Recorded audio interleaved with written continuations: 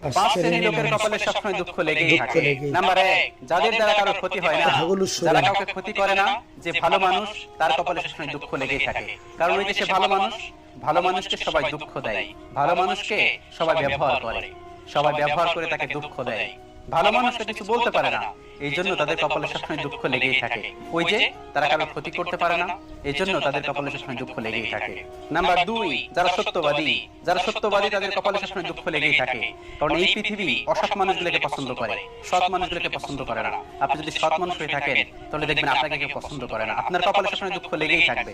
কারণ চারিদিকের মানুষজন যে কুচ্ছা লটনা খারাপ কিছুতে মত্ত হয়ে থাকবে, কিন্তু সেই মানুষগুলো তো সত্যবাদী হয়ে থাকে, এই জন্য তাদের কপালে সবসময় দুঃখ লেগেই থাকে।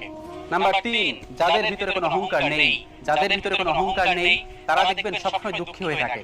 কারণ তাদেরকে সবাই ঠকায়, তাদের ভিতরে তো কোনো অহংকার নেই, তারা তো কিছু বলতে পারে না, তারা তো কুচ্ছা লটনা করতে পারে না।